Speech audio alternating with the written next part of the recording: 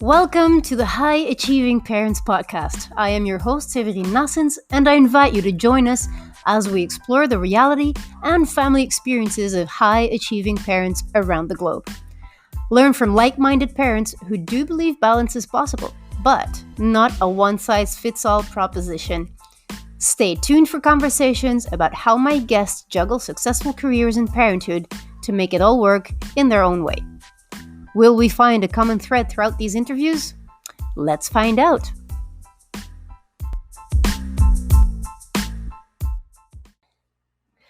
Welcome to the High Achieving Parents Podcast. Well, today I have the distinct honor to receive James Fulford with me, and I met him on the D&D mentorship group with Mr. Tim Grover. It has been an absolute blast, and we've met so many amazing people, and James is one of them. And apart from being a retired U.S. Air Force, he is a very active dad of 6. So I've got plenty to learn as a mom of 1 here on this show today. And James has a bachelor's degree in business. He's worked as the director of technology for one of the largest real estate firms around the globe. And he's an associate pastor at his church and is starting up a technology consulting business. So as you can hear, there's plenty of things going on. So welcome, James. Thank you for accepting my invitation to this podcast. And the floor is all yours. I'd like for you to share with the audience a little bit more about your background, about your story, and how you have managed to be a highly successful professional in many things and being a successful dad with all the ups and downs that come with that. Wow. Okay. I think a great place to always start is at the beginning. Exactly. Yeah. So I grew up in New Jersey. I was adopted, but I was adopted into a pretty bad situation. Uh, I can remember being 4 years old and being told you ain't shit and you ain't never gonna be shit. So it was mental abuse, emotional abuse, psychological abuse.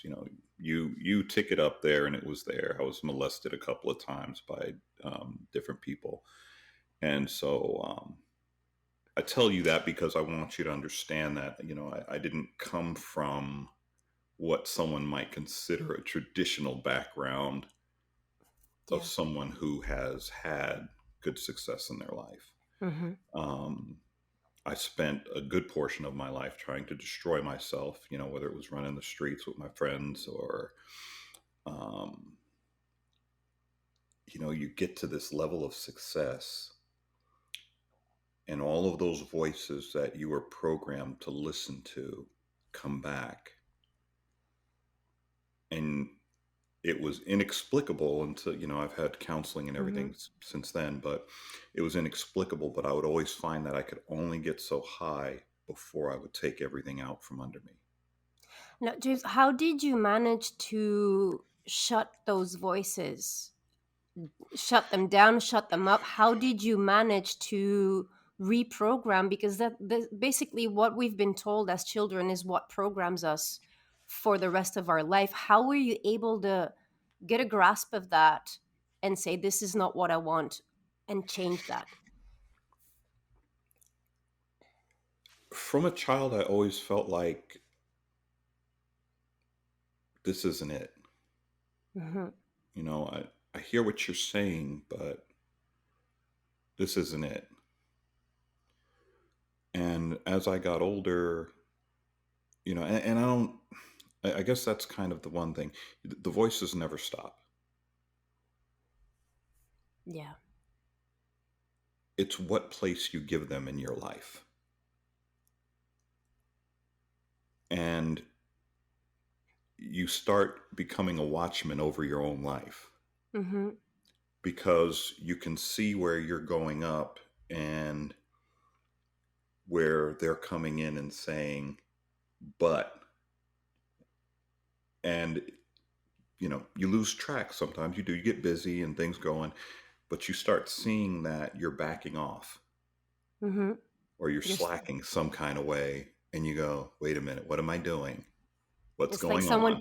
it's like someone put the handbrake on, right? You're Right. moving forward with the handbrakes on. Right. And so you're trying to move forward, and so you see it and you back up and you go, that's not who I am. It never was, and it never will be. And I'll sit down and look at my success Mm-hmm. and say, if this was true, then this could not be true. Exactly. You've I'll you've proven you've proven your voice is wrong, right? You've proven yeah, them wrong. yes. I mean, I have, from my military time, I was in the largest unit of its type, Mm-hmm. and I got NCO of the year there. And, you know, Congratulations. yeah, I keep it on the shelf. So I walk by, and every so often I look at it because it reminds me, that you are not what those voices say. And you really become the watchman over those voices Mm-hmm. because they're always there to disrupt. Yeah. And the funny part is that you have to look for that in other people. Yeah. How do you take those lessons of dealing with those voices? How do you take that into your parenting with your children? How do you take care of not installing that kind of voices for them in them? Oh man, I children need a safety net, Yes. and the safety net for children is their parents' love. It is, my kids will go out and try just about anything, Mm-hmm. and they're very unafraid, and I have to smile to myself because I think at their age I was a bit more timid unless it involved, something that was destructive, then I was all about it. But the bravery they have is amazing. And it to me, it kind of comes down to every so often I sit down with them and if I'm, if you do something that makes me mad, I still love you. If you do something that makes me sad, I still love you. If you bring me great joy, I still love you. You can shatter my heart into a million pieces and I will love you. That will never change. And we're all humans. We have our encounters, and we'll be angry with each other, and it's all because they're all very intense. And between their mom and I'm not surprised. But we come back together in the shortest of times. You know, Sometimes right after the argument's done, we'll just sit there and hug each other, and we're done because that I refuse to let that kind of stuff be a hindrance to them later on in life. The other thing I do is I really try to highlight the great things that they do and who they are as a person, because especially for my teenagers now, I don't know why teenagers love gloom and doom so much, but they do. It's just what they do. The world is just horrible and I'm terrible and things are falling apart. Okay, honey, great. you know?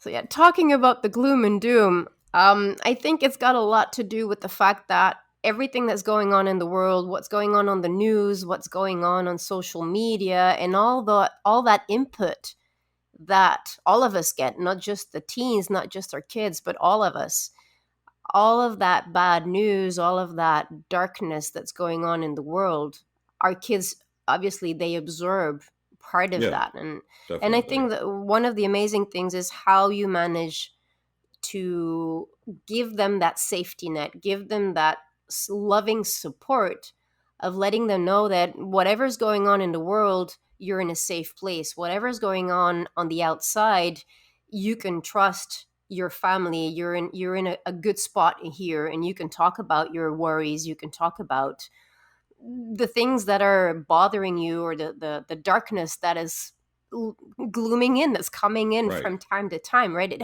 I think it happens to most of us, even us as adults. We get those dark thoughts, we have that dark side going on. And I also think that for our kids, it's good to understand that even though they have that dark side going on in them, there's also the light, there's also that positive Yes. side, that huge heart they have. Because I think one of the things that our children have in common is that they have a huge heart. They're Yes. there for others, they care, they deeply Yes. care for the people around them, they deeply care for what's going on with the world. Even I can Yeah, they see do. that.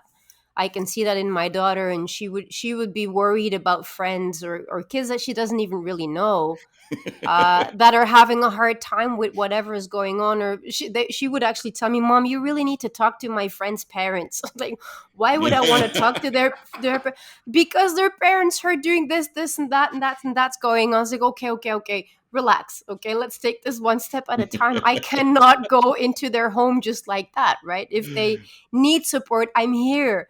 But that's how much they care. And I think that is one of the things. And I've heard of your stories as well, that your youngest is one of those kids that will care for the rest of the world Yes. first, and then for themselves, right? So I think that is, um as a consequence of all the love that's going on. And one of the phrases that you mentioned earlier is, you do not take love away as a punishment.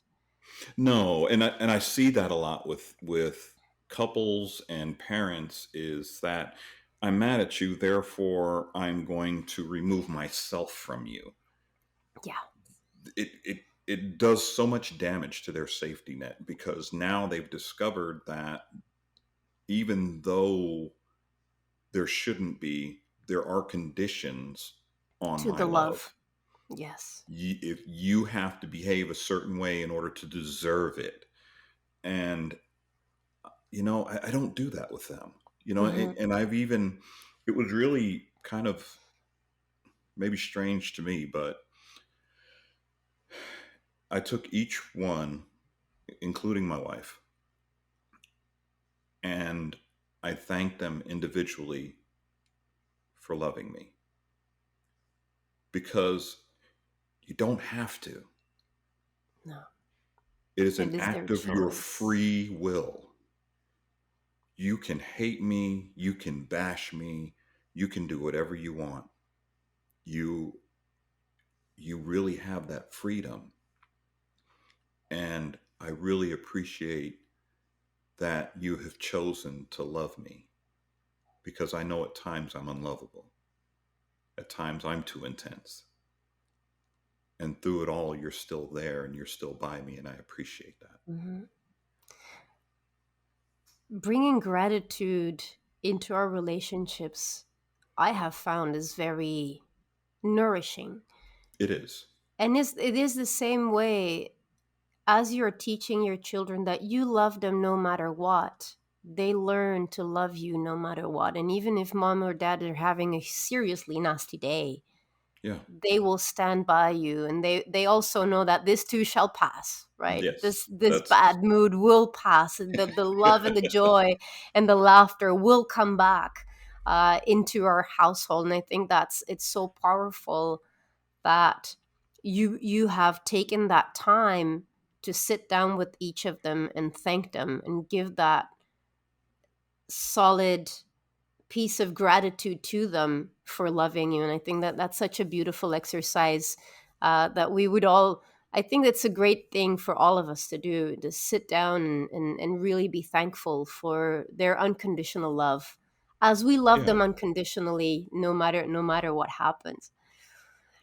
James, if you mind sharing, having that solid foundation of love and gratitude at home, how is that translating into when you're being successful at your job, when you're working countless hours for your job, has that solid foundation helped you carry your family through the difficult times when you're building a business?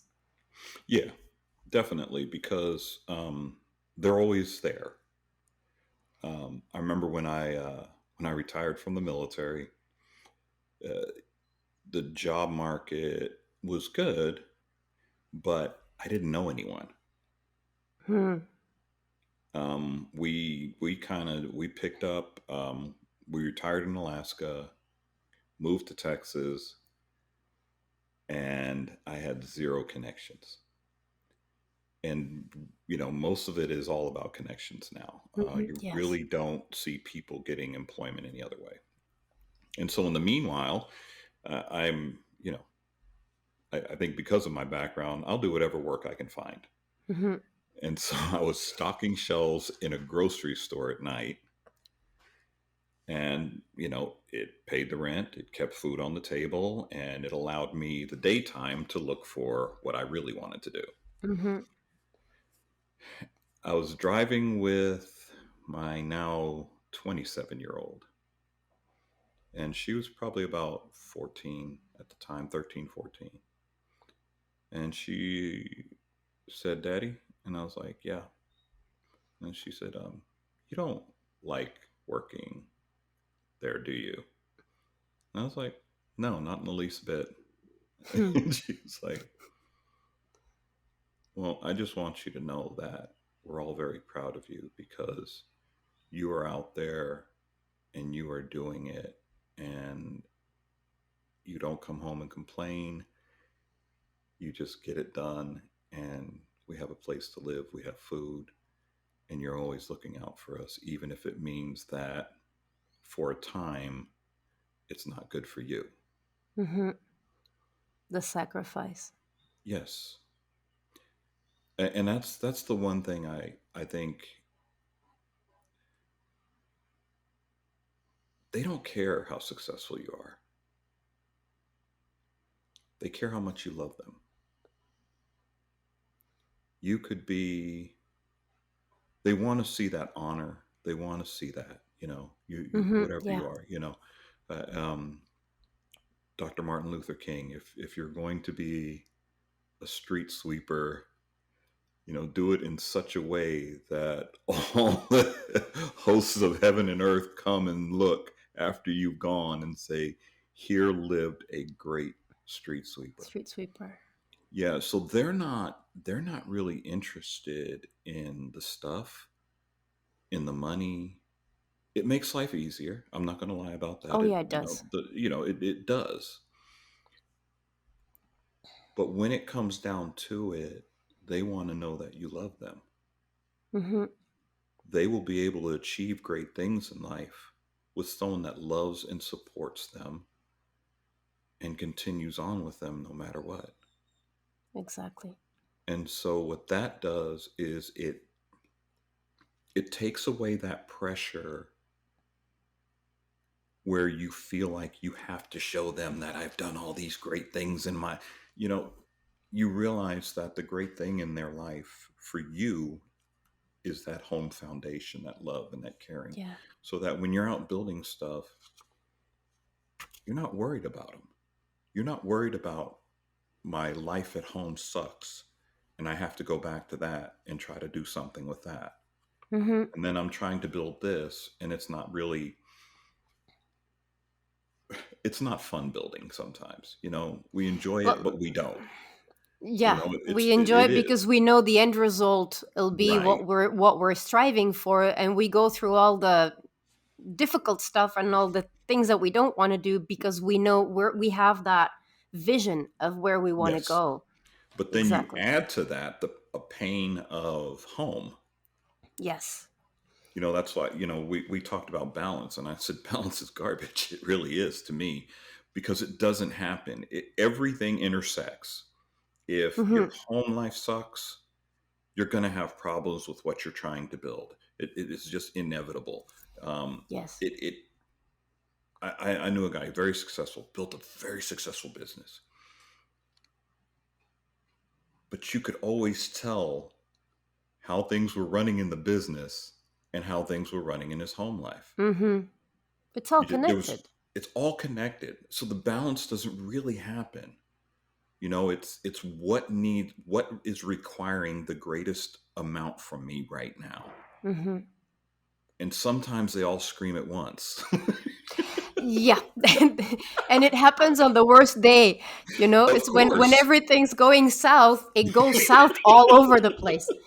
I get that. Been there, done that. And I think people are listening can totally relate to that whenever and as you say, it is important to have a solid foundation. For me, it's very important to have a solid foundation at home to be able to strive and to be really successful as a businesswoman as well. Because if I, as you said, if you know that at home everything's good, everyone's okay, they're all taken care of, you can leave that hat full of worries. You can leave it on the table, leave the house, go do the job, and get things done without worrying, without having that worry in the back of your head, right? And Exactly. the other way around as well. And I think it's like the pillars to a table or the pillars to a building. When Right. one of them is crumbling, the whole thing starts to get out of balance. And I like to think of balance of actually the balancing act of balancing things out and keeping it all. It's like the guy in the circus with the plates With the plates, yeah. with the plates, right? The spinning the plates on a stick. Right. That's how I look at the balance between my professional life and my personal life, my family life, of having everything running in the air, and having that support system at home so that you can thrive professionally. Thank you so much for bringing that up. I think we have kind of a wrong idea of balancing things out. It all has to be perfect. It can't Right. be perfect. No, it never Perfection is. does not exist. I mean, No. there's always something going on. And once you think you've got it, something else happens, right? Yes. Life throws you another one, and then another one, and another one. Yeah. This is so. It's full of unexpected things. And Mhm. I just everything that you do flows through you. So if at your core is your greatest instability, Mhm. everything else becomes unstable. Yes. And if you can, for me, my family is my base. Hmm. There's no amount of business in the world that's going to love me no matter what. Uh, you know, they're, if you're in a business, they will walk away from you. I don't care how great you are, they will walk away from you in a heartbeat. I mean, Yeah. even Michael Jordan, when you think about it, they walked away from him Yes. and didn't bat an eye doing it. And so we have to understand that the businesses are an outworking of who we are, but that solid base, that solid foundation comes from us being solid. Yeah. And even if you're single, having that inner peace and that harmony with yourself is important just so that you can get out there and do the things and not lose yourself in the thing, and you become the thing, and if it goes away, so You've do you. nothing. Yeah, Yes. you lose identity, you lose purpose, you lose self, you lose hope. But when you're solid like that, no matter what happens, it really doesn't matter. They let me go from that job because I was, I felt, and I think I felt rightly, that I was not being properly compensated for what I Hmm. did. Okay. They did not want to pay that. And so they let me go. I was pissed I can for, imagine. for about a half hour. And then it was really, that base at home is really comes back, and you're like, you know what? They just unloaded a massive amount of pressure off of me. Yeah. All the stuff that I was doing here, everything else. And if they were never going to really be willing to look at my real worth and pay me that way, Mm-hmm. then I was in the wrong place anyway. Exactly. And I go Amazing. home and I'm loved and I'm happy. I they didn't have to watch out for daddy's mood. They don't have to do any of that. You know, hell, even on a bad day at work, I get in my car and I purpose to myself to decompress by the time I hit that door. How do you decompress by the time you come home? Typically for me, it's music. Mm-hmm. Um, I'll put on some whatever, just whatever hits the mood that day. I listen to just about everything on the planet, but I knew that. And I remember one story, and I'm sure it was allegorical and not a true life story, but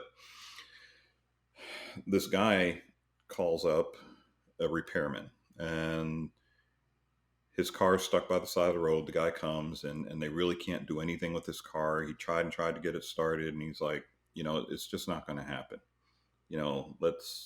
We'll come back tomorrow. I've got to get a part for it. Everything's closed. Why don't you come to the house for dinner? And the guy's like, okay. He's worn out. It's been a bad day for him, and he never gets a home cooked meal, so he's happy to accept.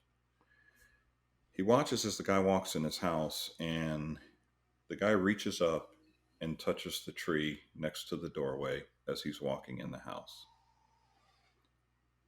And he's like, that was odd. And so after dinner, they're sitting out on the patio and they're having a cup of coffee and just talking. And he's like, let me ask you something.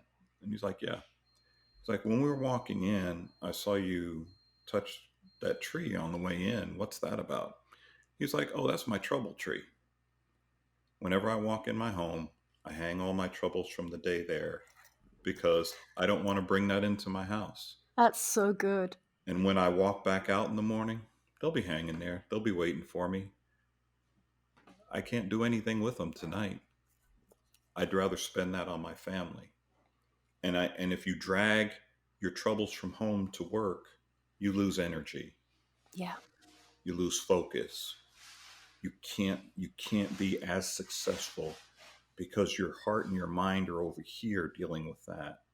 If you are dragging stuff from work home, then your mind is on that. You can't Yeah. engage. You can't.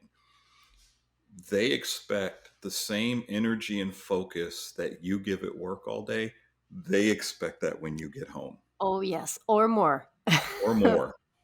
And Yeah. so for me, that drive is I keep it in my mind. This is my time to recharge, refresh, take a deep breath. If I'm having a harder time than usual, I may take a little bit longer time home, Mm-hmm. or I may come home and say, I need a few minutes. I'm just going to go to the room, chill out for a little bit, and Yeah. then I'll come back out That's amazing. because I want to give you the best of me. And That and that's what I've had to do over the is years. it's amazing. I think it's key for us to understand that our family can't really solve any issues we have at work or going No, on with our business, and the other way around. So it is right. our responsibility to be present for our job and then to be present for our family. And I really love the story about the trouble tree. I Yeah. hug trees when I get all the way stressed. I go out into my yard. I have two beautiful palm trees, and I go hug them. Yeah. My husband would go, okay, there she goes again. Well, yeah, well, I go hug my tree and I just let the tree absorb whatever it is that I have going on of negative stuff, and I Hmm. just let it go. James, before we close, is there any advice that you would give to other high achieving parents on your golden your golden nugget of the day, something you want people to take with them?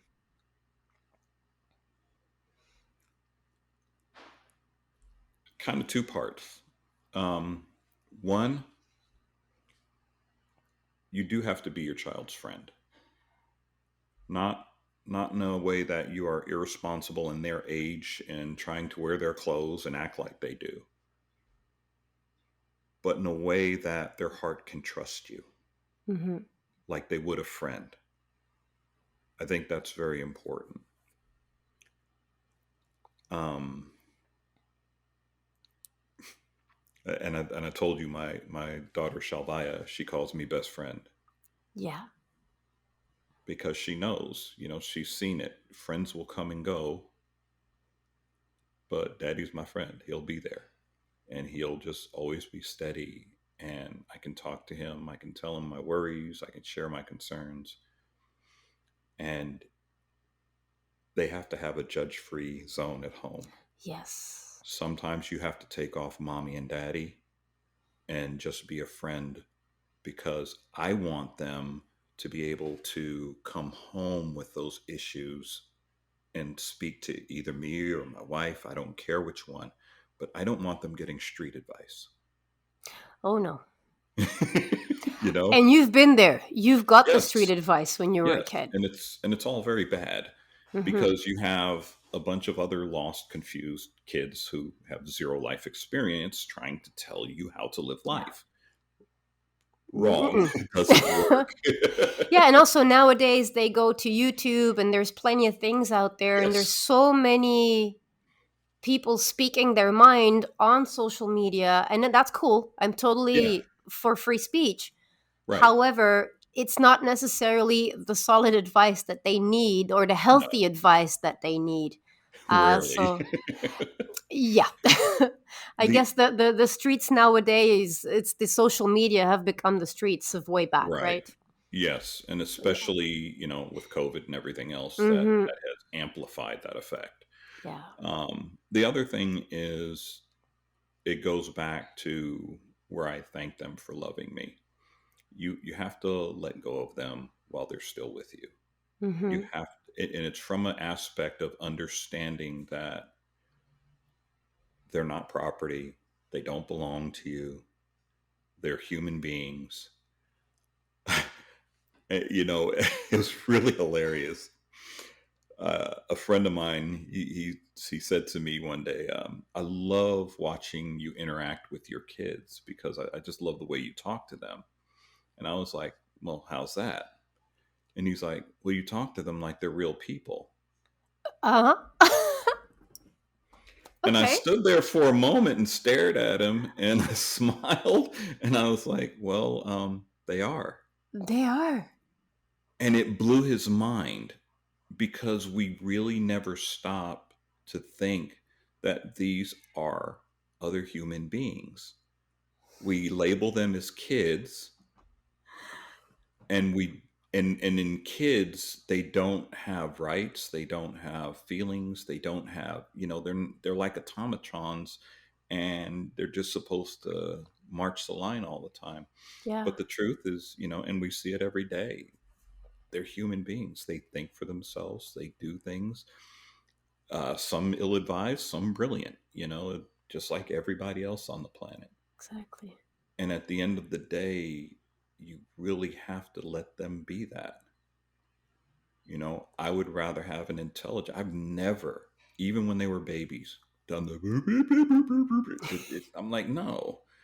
I just talk to them, Yeah. and it puts them at a little bit of a disadvantage socially right now because a lot of these kids did get the boo boo baba stuff, and a lot of them are not communicating on the same level, and so they find that those friendships are challenging at this age. Mm-hmm.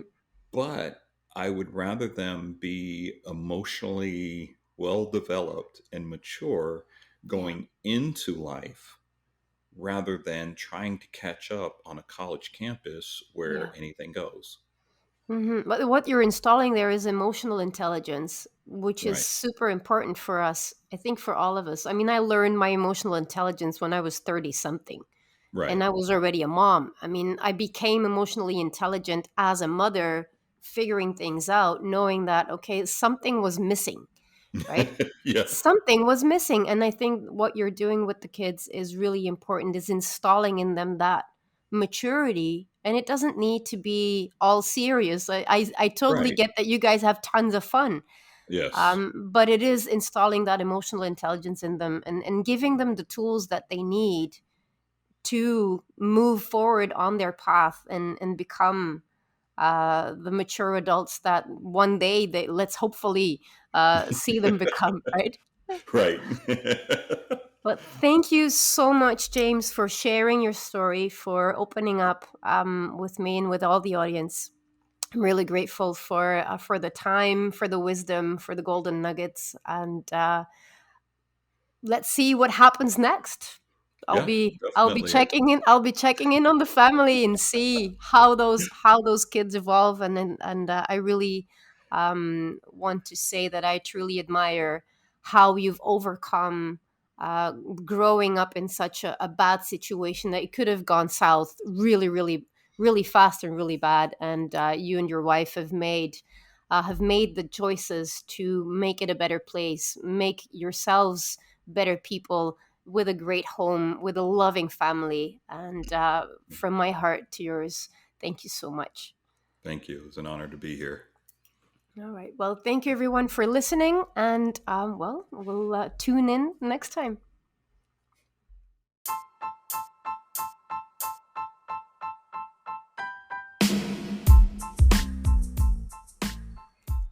I'm already looking forward to our next session. What was your major takeaway from this one? I'd love to hear from you. Come and share your insights with me on social media at Coach Severine Nassens, and visit highachievingparents.com for more information on how you too can find clarity and obtain the tools to find fulfillment in both your professional and family life. Talk to you soon.